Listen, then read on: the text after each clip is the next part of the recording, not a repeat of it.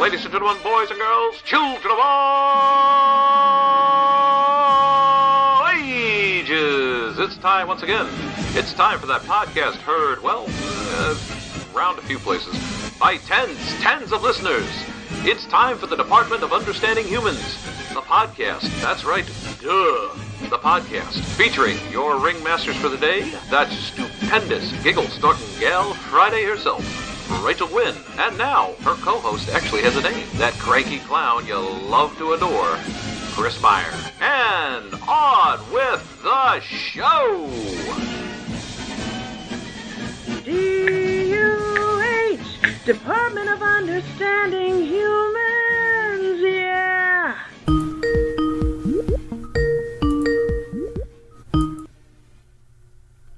The Department of Understanding Humans, how can I help you? Yes, have you ever had butter on a Pop-Tart?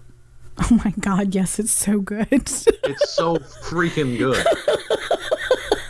It's like dangerous, but it is good. It is kind of dangerously good. It's sort of like putting Doritos in your sandwich. That's just... Oh. Or wait, okay, so I don't know about you, but I grew up with all sorts of fun movies like The Breakfast Club. Mm-hmm. And chips in your sandwich? Well, yeah, she didn't put Fritos in her sandwich. She put Captain Crunch in her sandwich. Okay, I have to admit something since we're on the subject. Go for it. The eating machine known as Gage, the devourer of worlds, the destroyer of groceries, the killer of cuisine. Oh, that's a good one. My boy Gage. Okay. Yeah. We love this kid. So we're having breakfast one morning when they're here, and I make breakfast. They want me to make breakfast sub sandwiches because I'll take like the cheapo hoagie rolls, mm-hmm. and then we have it's like a sandwich maker. You press it. You put the slices of bread, and then you can put your fillings in it. A panini No, it's press. not a panini, but it's like a toaster, but it seals the sandwich into these triangles. Yeah. Oh, okay. Yeah, I gotcha. Okay. So the subs are small enough to fit in that, and what we do is we hollow out the bread, and we'll put some cheese, some bacon, some sausage, and scrambled eggs, and then seal them together, right? And the kids they go gaga for that, so they can have like 2 or 3 of them, and they're happy. Nice. So Gage goes, "Can I add my own ingredients to mine?" Like, yeah, sure. He gets Doritos and puts them in the breakfast sandwich. Oh. Yeah, now Dana and I are both going, ew. No. Oh, Why? So, wait a minute. So he has them, right? And he melted cheese, the whole deal. And then he's eating, and you hear the crunch. And it's like, is it good? He goes, yeah, taste. And he cuts a sandwich for both of us. And I'm sitting there going, I'm a little leery about this. I start eating. That is the best damn thing I have ever had. Oh, my gosh. There's something about the Dorito with the egg. And I don't know what it is, but it's just...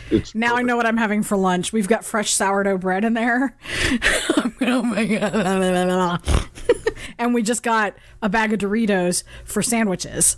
So See, there you go. Oh my God, I'm so egg. I'm gonna really. Oh, okay. I'm salivating now. Lunch is gonna be amazing.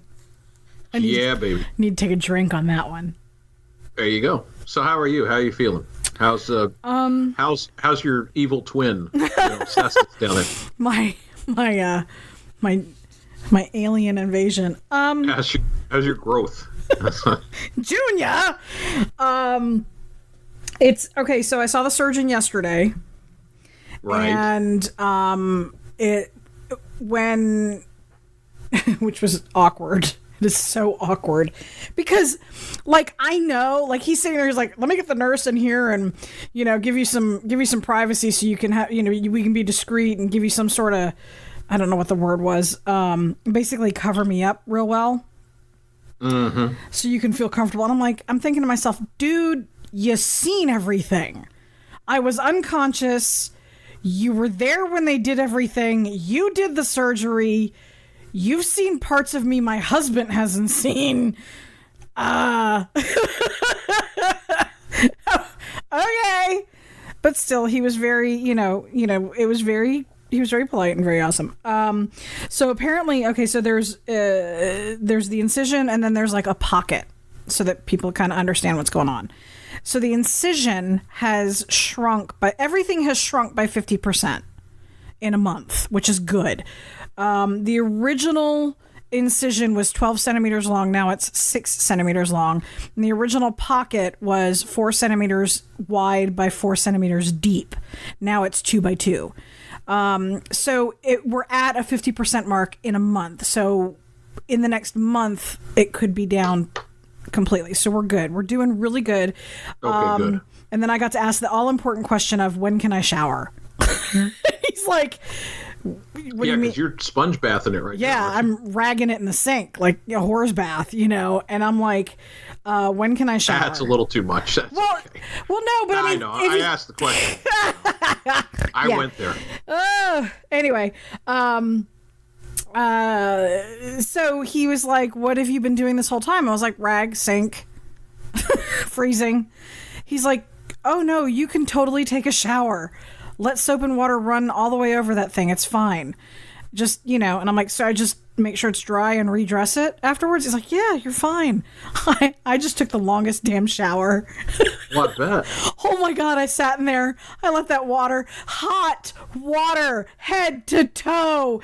People, if you I understand why some people think showers are an extravagance. Oh my gosh. I was like, oh, this is amazing. I suddenly felt very human again. And like my entire mentality has, like, for the last month, I've been kind of Right, exactly. And then I take the shower and I'm like, hey, oh man, let's get stuff done. Let's clean the house. Let's fold laundry. Yes. So it was a beautiful experience. Rachel Wynn for showers. Showers. The things that'll make you feel better. If you want to feel human today, take a shower. Shower. Yeah, no, it was it. So we're doing good. I'm a little tired. Apparently my, fighting the infection has taken a lot out of me. So I get winded pretty quick. So, but I'm doing better. I'm doing a whole lot better.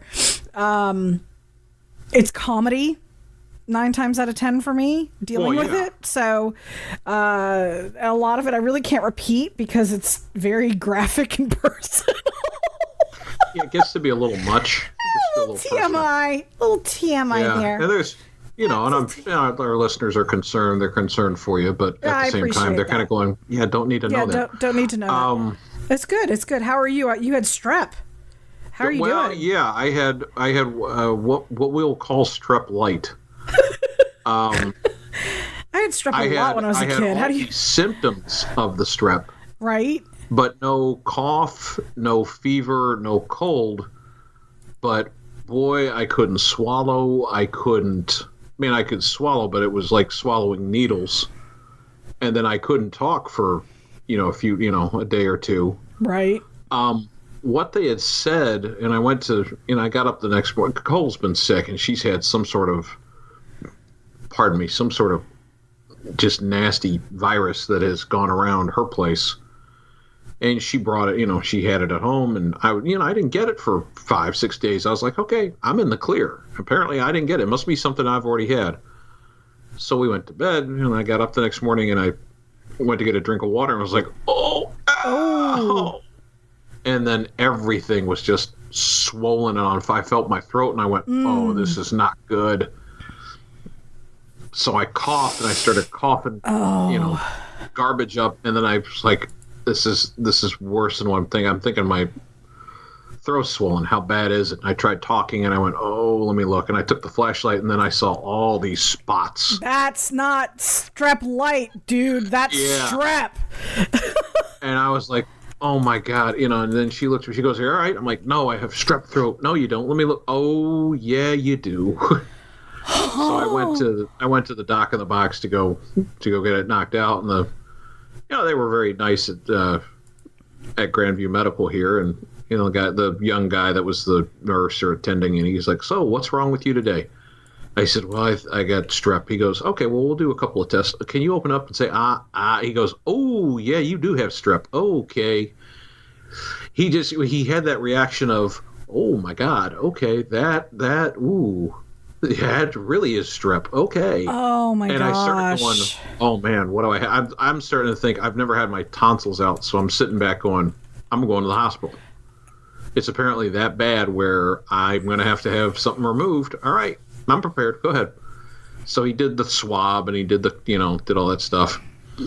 And then they took me back to the exam room for the doctor to ask you the same questions the nurse asked you to, repeat the whole thing again because, right. Why did the nurse ask you all these questions when the doctor's going to ask you the same thing? So what do you have today? I'm like, okay, well, I kind of want to look and go, did your nurse not tell you? Do you not talk to your people?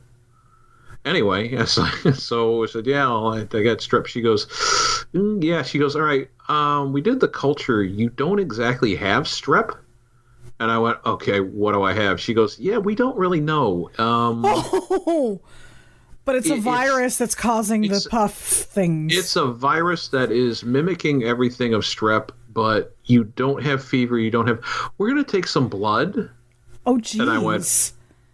And she goes, we were probably going to do an x-ray, chest x-ray on you. And I went, what? Wait, what? And I'm kind of going, whoa, what do I have?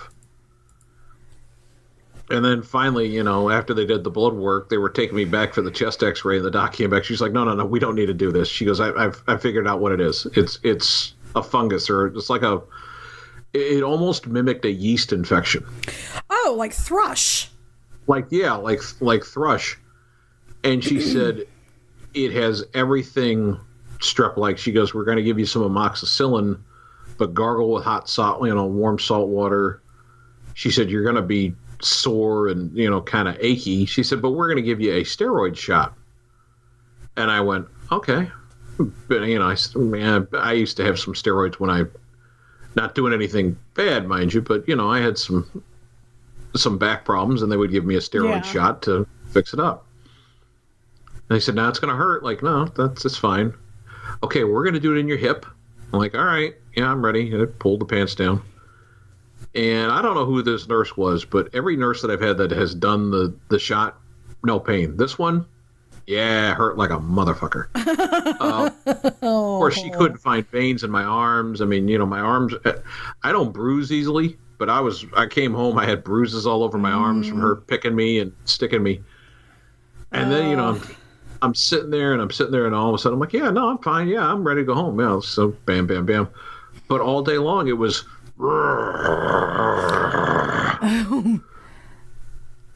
Cole's like, wow, you're really amped up. I'm like, yeah. So anyway, needless to say, Hulk mad. Yeah, no, it wasn't a Hulk mad. It was just like, yeah. Wow. Yeah. But anyway, how you feeling though? Are you on the road up? I'm feeling a lot better. I mean, a lot better. Hot toddies are a good thing, by the way. Oh yes, they are. I had one the other night. Good stuff. Because I'm having a hard time sleeping. So I was like, I'll do a hot toddy with, and I used the Celestial Seasonings. That's going to be hard for the microphone. Celestial Seasonings. I did the Mandarin Orange with Breckenridge whiskey, bourbon. Breckenridge. And it's part of that Flaviard thing that the Hubs got, where you taste samples of different liquors. And we tasted one, like the first one that we got was whiskeys and bourbons. And Breckenridge was one of them. And so he's like, oh, this is good. Let's go ahead and get a bottle. It's on sale, blah, blah, blah. I don't know what the deal was. He handles that. And so there's this beautiful little bottle sitting over there. And I'm like, let's try it. I had a choice between Jameson, some cheap tequila, some expensive tequila, some decent rum, and this whiskey, this bourbon. Bourbon is whiskey, whiskey is bourbon. Is that right? No, yeah, right. It's a bourbon. They're both the same. They're a variety. Whiskey is a rye, and bourbon is a. So, but I know it's a bourbon. It says bourbon on the front. It's a bourbon. And so I took bourbon and whiskey are the same. They're the same animal. Same animal. Much. Okay, so I took a shot of this. I took a shot. And then I poured a shot in the mug. And then right before bed, I took one more shot. So 3 shots of whiskey. I'm like, everything is happy. Anyway, but I did it with the mandarin orange. And let me tell you something. That was the most amazing hot toddy. Nom, nom, nom, nom, nom. Good stuff. I'm glad you enjoyed it. It was good. It was good. It was really good. The hot toddy is Hot toddy. Yum. hot toddy with whiskey. And by the way, we have been introduced to and I'm a Jack Daniels drinker. Meh. No, you can meh all you want. Jack Daniels is, it's my old friend. It's my mom's old friend, too. It's my old friend. There is a blend now of Jack Daniels that's being produced called the Sinatra blend. Oh, no. And does it make you act like a bastard after you drink it? yeah, kind of. Hey, give me some ice. Momo's in town. Those fingers in your hair. Anyway, do that I thing got that you chunks do. of guys like you do that thing that you do. You. Sorry.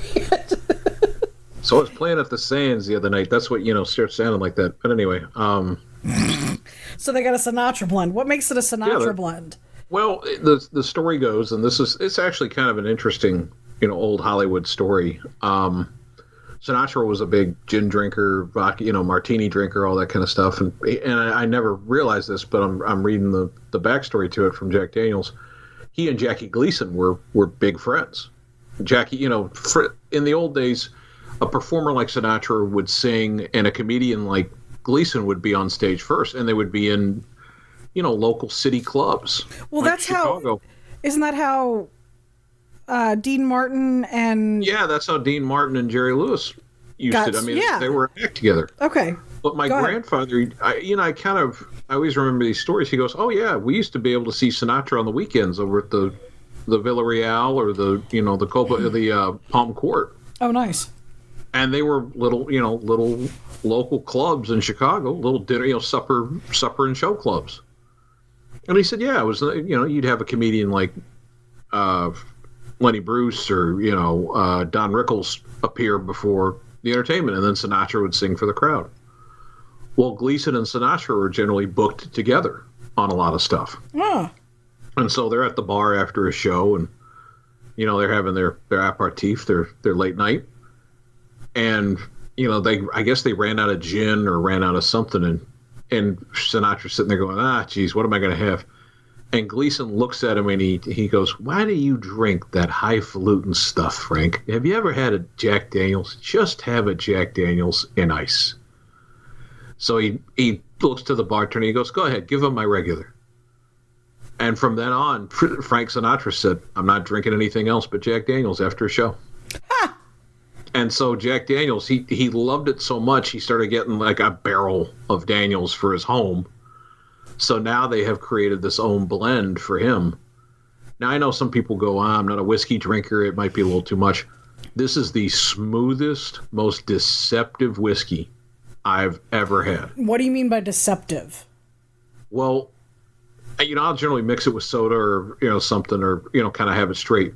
But it doesn't have that. Generally, sometimes a whiskey, the cheaper it is, the more burn it has. And you're going, I'm drinking antifreeze.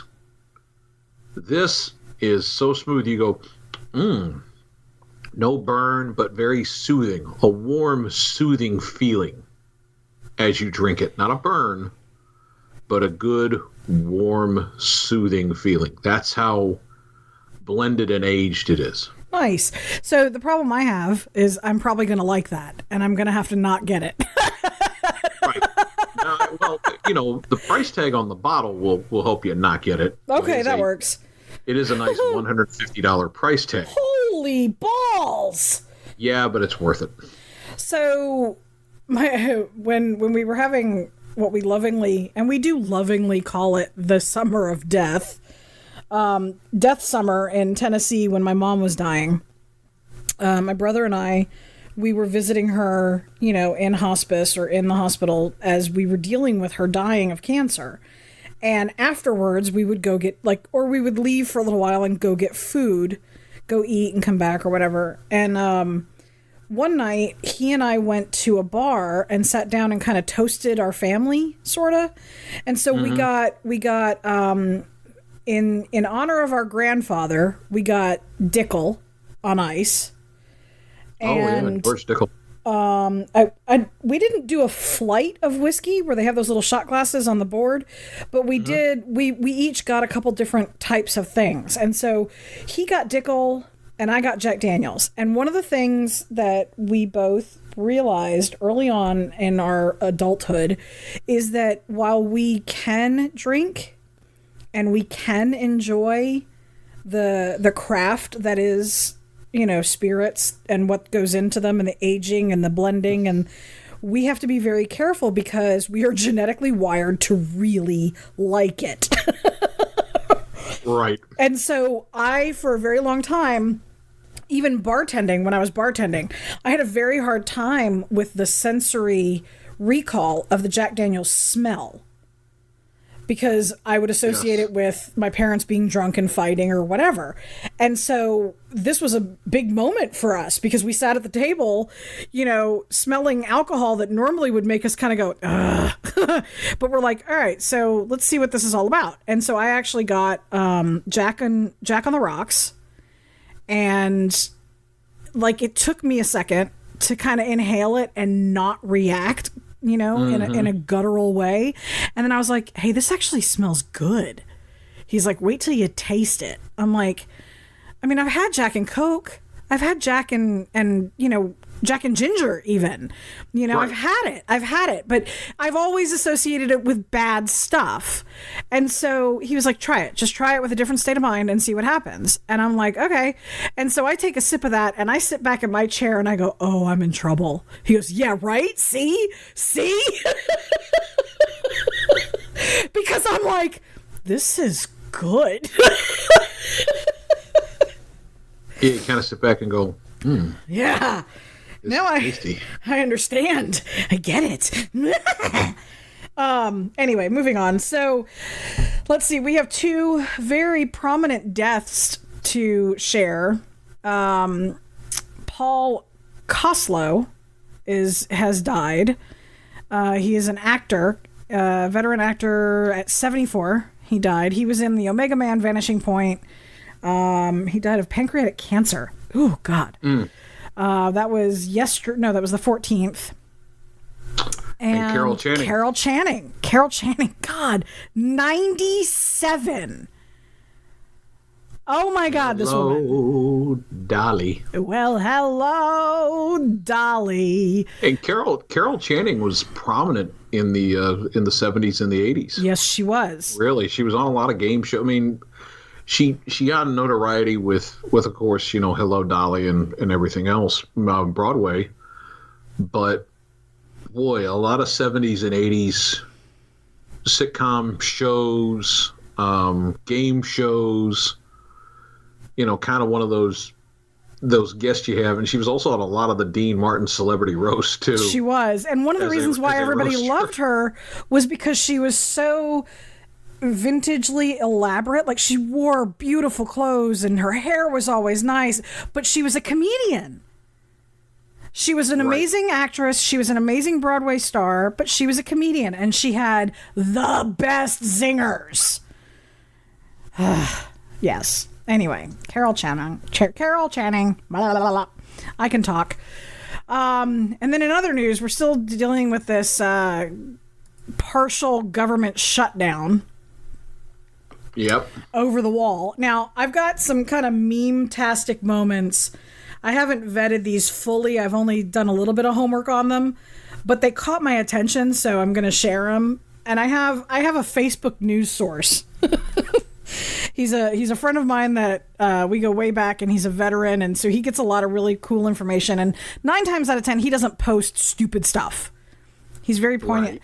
But again, it is the internet. You never know if this stuff is actually true, so take it with a grain of salt.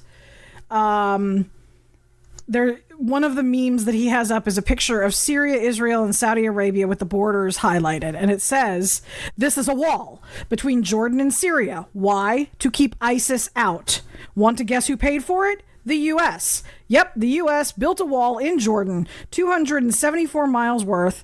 This was approved by the Dems in the House and the Senate. But a wall for the U.S. is immoral. Apparently, it's not immoral in Jordan.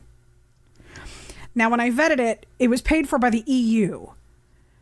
So so I'm sure that we had something to do with it. But it's there. It's legit. Another meme-tastic moment is Bush 41, we have a border crisis. Clinton, we have a border crisis. Bush 43, we have a border crisis. Obama, we have a border crisis. Hillary Rodham Clinton, we have a border crisis. Trump, let's build a wall and end the border crisis. Media, oh my God, Trump manufactured the crisis. Right, exactly. Oh my gosh, people, just build the freaking wall. You can afford... The states can afford over $6 billion worth of highway walls to protect houses and residential areas from noise and traffic issues, right? But you can't contribute to a wall that could prevent murder, rape, drug trade, sex trafficking. Pick one. Well, but that's manufactured. That's not accurate. Come on. Here's a couple of things that I'm kind of scratching my head over. There's a GoFundMe page for the wall. No shit. Right? Who put that up there? Yeah, I don't know who did that. It's already gotten a lot of funding. That's funny. The other thing is they were like, okay, let's talk about some government problems. And I'm not just talking about the border security. Flint, Michigan has not had clean water for years. Why hasn't that been taken care of? I thought that was... Yeah, exactly. Why has that not been taken care of? Well, it took Elon Musk to go up there. And my man, Elon just... Listen, the Edison of the new age, even though Elon's got some problems with the self-driving cars, Elon, you got to fix that, man. Elon has gone up there and goes, don't have clean water? I will fix. And he has now set up stations, filtering stations.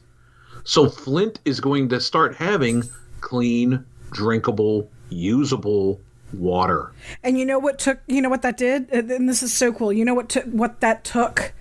It took enough people saying that they needed help and somebody who is legitimately a humanitarian, who had the means, who had the product, who had the inventions. He was able to go up there individually, privately, on his own, and do that, okay? Yet there's people in Hollywood that make maybe as much money as he does, close or more, and they don't do jack shit with their money, but they sit there and tell us we're idiots. Like, right, exactly. What? Or you have a pizza company that's actually fixing potholes. What pizza company? That's not Domino's. That's not a trick ad. It's not anything. Domino's has actually repaired more than something like 1,500 potholes in New York City. So my question to when a pizza company can repair potholes, what the hell are the city governments doing? That's curious. Okay, that makes me wonder. Okay, I understand. I thought that's what our taxes go to. Right, that's where our taxes are going to. So, but why aren't they fixing these things? You always go on the road work and you see like 20 guys standing around on a road crew, and it's always an old joke. But okay, if Domino's can deliver my pizza and, oh yeah, by the way, fix the potholes so they don't run over it all the damn time. Derp. What the hell are we paying you guys for? So, side note about taxes. IRS.gov. Uh-huh. Paragraph 2. Taxes are not optional. Okay, sure. So I know you and I had a conversation about that, right? Yep. You and I had that conversation, and about a guy going to court saying I don't have to pay my taxes, blah blah blah. Right. Now I do believe you may be correct that it's not constitutional. It's not a law. But it's not a law. So the moral of the story is before you jump, do the homework, because not you, Chris, but you, the listeners, because we are obviously, we are in the same exact position as you guys are. We are dealing with the same information. We have to go look this stuff up too. So if you don't agree with what we're saying, or if you don't believe what we're saying, find it for yourself. That was from day one when we started this podcast. One of the things we had always hoped to do was empower our listeners to be individual thinkers and make decisions on their own, not with the bias of social media or media. Did you get somebody that challenged that? No. I had a conversation with a friend of mine who is stressed because the IRS is breathing down her neck. Actually, she's not stressed. Her husband is stressed. But I was like, hey, by the way. And then as I was saying that, Dan, the husband, my husband, is sitting there looking it up. He's doing the research. And while I'm on the phone with her, he's like, hey, hang on a second. Look at this. And I was like, oh, hang on. Scratch that. Moral of the story, go look it up. She's like, yeah, no, it's okay. So she went to look for herself.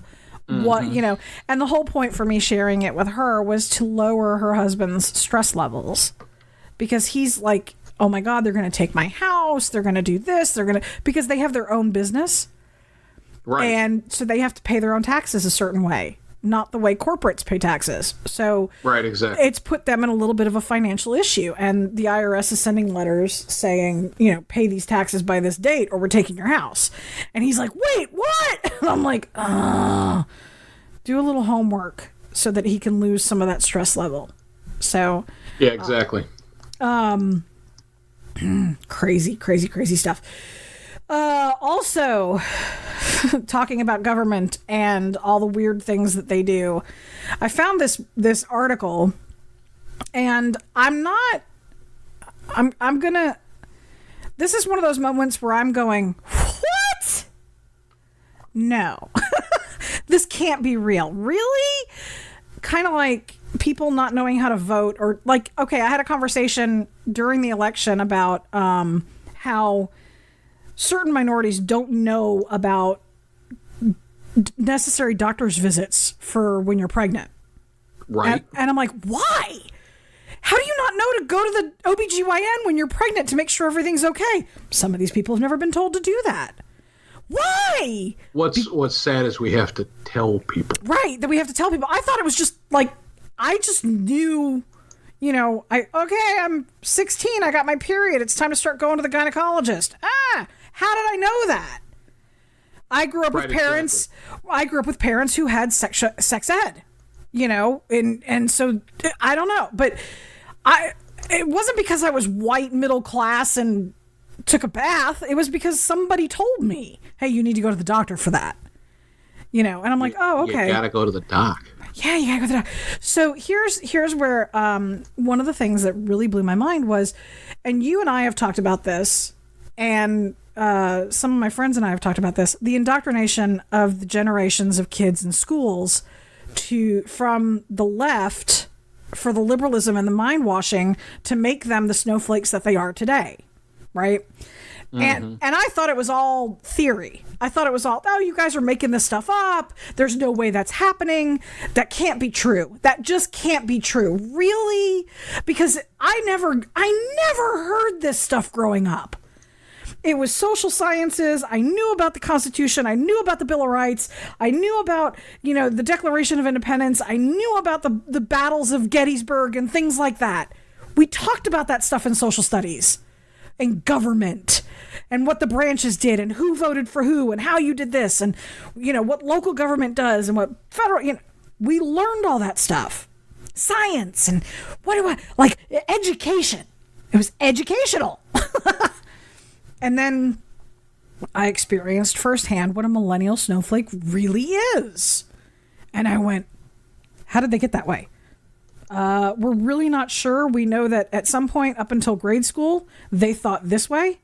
And then high school and college, they came out thinking this way. And somebody said, oh, it's the liberals indoctrinating our kids. And I'm like, no freaking way. So I still have a hard time buying this. But if one person calls it a duck, it might be a duck. It may not be a duck. If two people call it a duck, it could be a duck. It really could. I'm going to defend teachers here. I don't think all teachers I don't think all teachers. No, I don't think all teachers are doing that. Let's kind of right, say because that right now. I have some friends who are teachers and they're really good teachers, and I know that they're fighting against some of this stuff. Yeah. But when you've got, even from like maybe non-traditionally reliable news sources on the web, they're kind of echoing some of the same sentiment and some of the same issues from other credible sources. You're kind of going, huh? Okay, wait a minute. How many people are calling this a duck? Because it could actually be a duck. Yeah, exactly. So this is my problem with education right now is, and this is not all schools, this is just a great majority of schools that I've seen, we're taking away the things that build a creative mind for a child, i.e. drama, art, music. Shop. And I'm sorry, I know people go, shop? You're really talking about, shop. Shop. Home ec.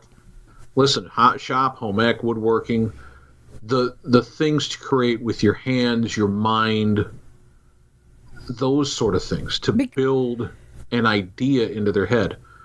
We are doing more standardized testing, fill in a bubble, make you a drone. Right. I'm going to ask you a question. When you were a kid, and I'm going to ask a lot of our listeners this, when you were a kid and you were in high school or you were in school, did you dream of having your own business or career, or did you dream about working for somebody? I actually dreamed about having my own business and career. I did too. And I wanted to learn, I actually wanted to learn stuff. And it was like, I had art, I had theater, I had music, I had the social sciences, I had home ec, I had shop, I had it all. Like, we had all gone through all of those things in our classes. And I'll tell you what, all of that stuff helped me be an adult. They've actually created classes at a college or adulting, called adulting. And I joked about my friend and I creating a business for Adulting 101. And I honestly think we should do it, because kids don't know how to iron. They don't know how to make anything but macaroni and cheese out of the microwave, or ramen noodles. I mean, it's just, ugh. So this article, now I'm not going to read the whole article. It's at thedailywire.com, and it's DAL or DAHL. I don't know if that's an acronym or whatever. The headline is, education is quickly becoming propaganda in our primary and secondary schools. This is just the first paragraph. I'm just going to read the first paragraph. You can go to dailywire.com and look it up yourself. Okay.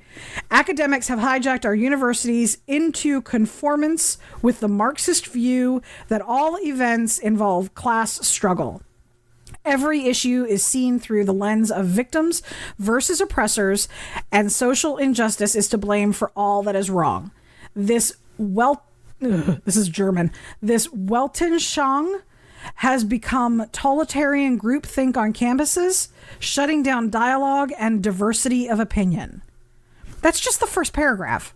The rest of it was shocking to me. I actually read the entire thing and sat there going, this can't be real. Please, God, tell me this can't be real.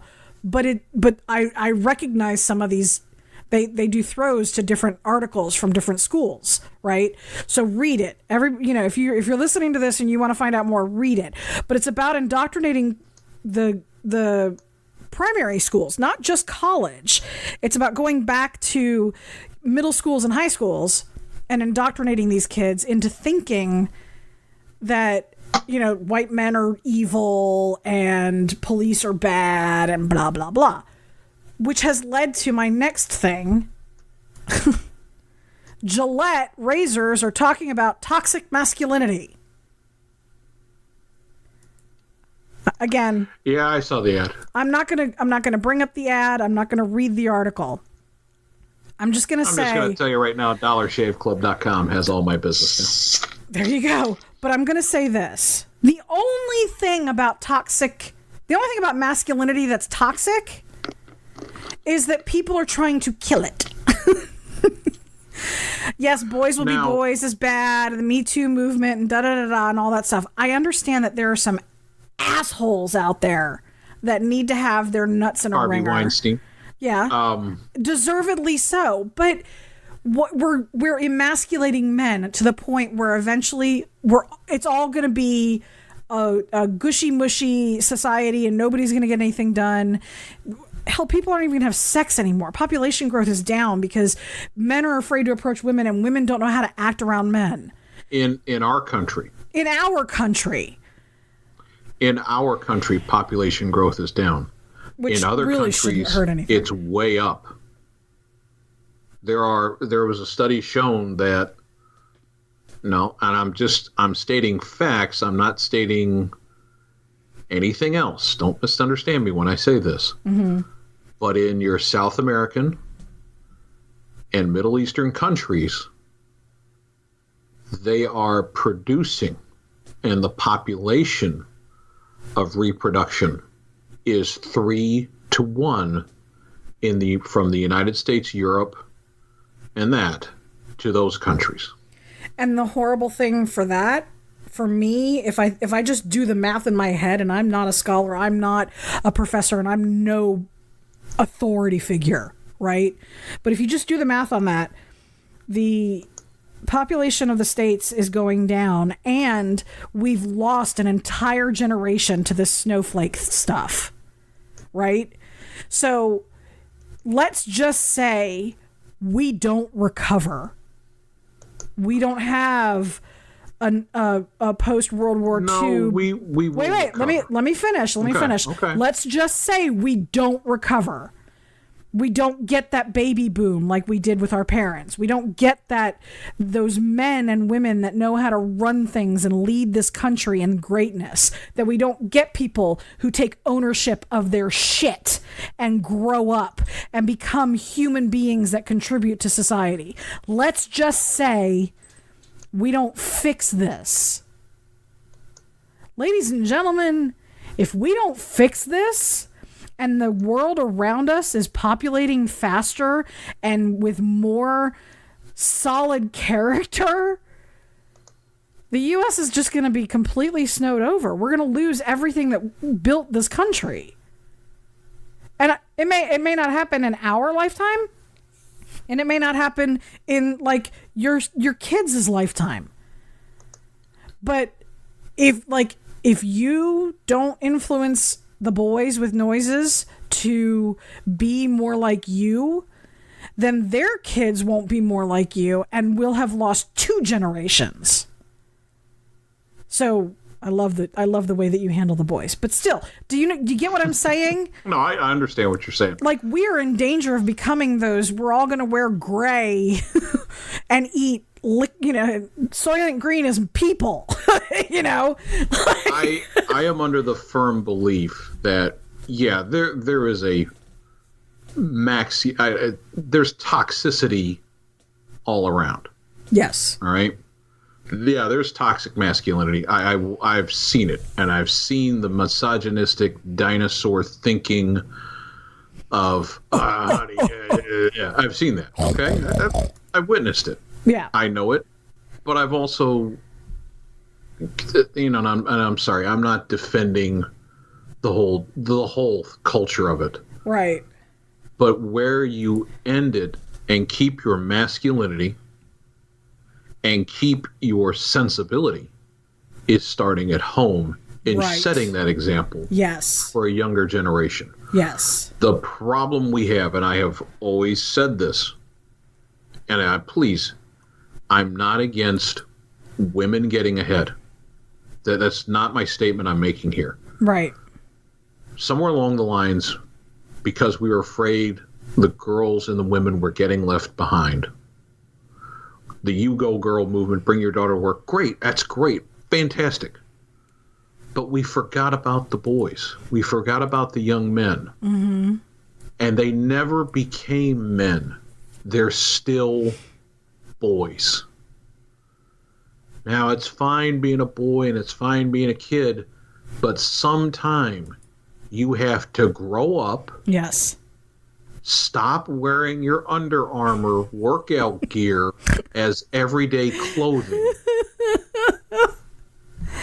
Yes. Wear something other than a hat on your head when you go out somewhere. Take off your sneakers like you're going to go to play basketball at a pickup park or go play on the playground. Put on some real clothes and act like an adult.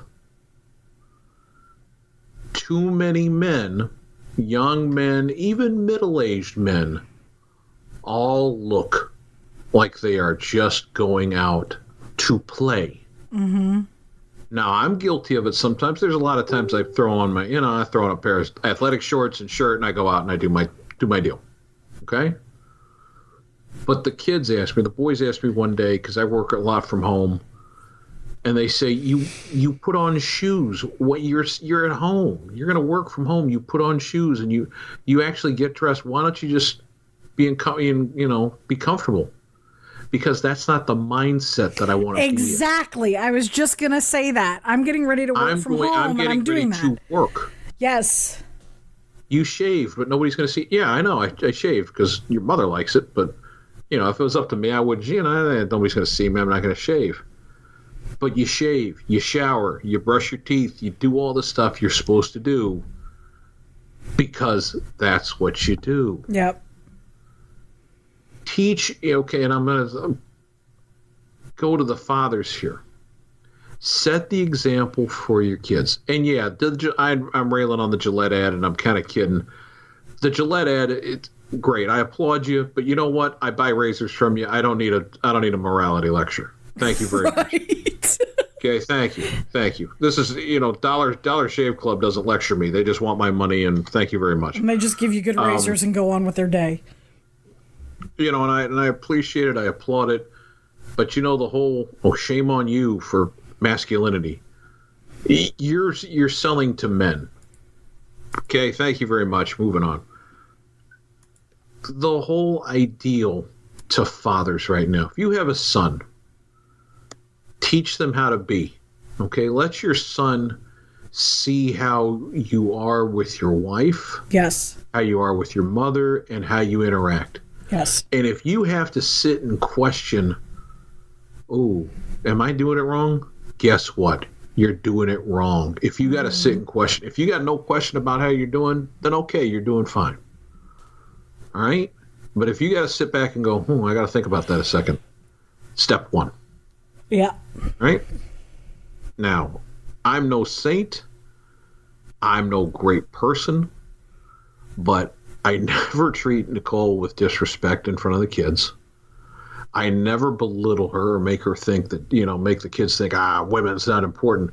I want them listening to their mother. I want them respecting their mother. Yes.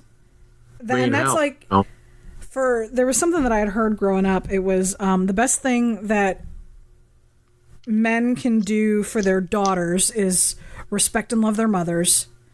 The best thing wait, hang on. No, the best thing that men can do for their boys is to respect and love their mother. The best thing that men can do for their daughters is to cherish their wives. So it creates that mentality like, I need a man like my dad who's going to cherish me and love me and appreciate me. Or I need to be like my dad and treat women with respect and love and appreciation. Right. Kind of a thing. And so it starts at home. And that's where a lot of the problem comes in is with the snowflakes and stuff. There was a lack of parenting because people were like, oh my God, we don't want to be those parents anymore. So let's just helicopter parent and everybody's nice and nobody fights and everybody gets along and happy huggy squeezy time. Here's a juice box and a thunder blanket. I mean, yeah, boys will be boys. Sometimes you need to knock their dick in the dirt. That's how you learn respect and humility. Not being humiliated, but humility, humble. But I do agree that there is a level of toxic masculinity in certain areas. There are things that people need to focus on. And just like feminism has gone completely out of control. Women need to be women and men need to be men. It doesn't need There doesn't. A lot of feminism has gone to just outright man hating. Oh my God! We need our men. Let them be men. Embrace their masculine energy. Encourage it. Being masculine is not dangerous. There are levels of both sides of the sexes that can be dangerous. I agree with that. Women can rape men. Women can rape women. Women abuse men, but men don't talk about it as much.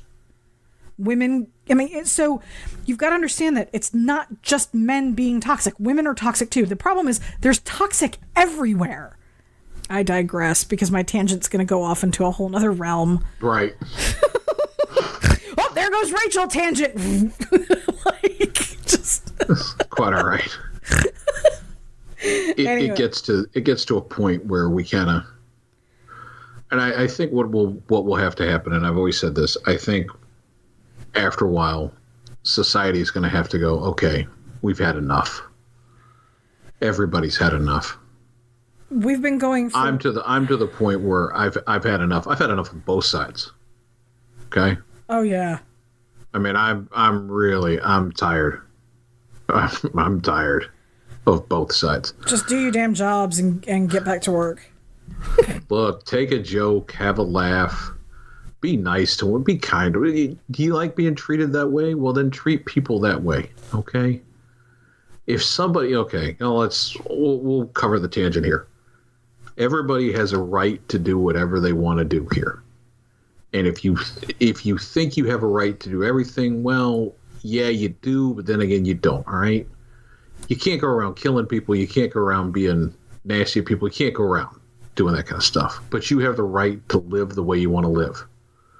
Now, if you want to live as someone else or another sex, okay, God bless you, go ahead.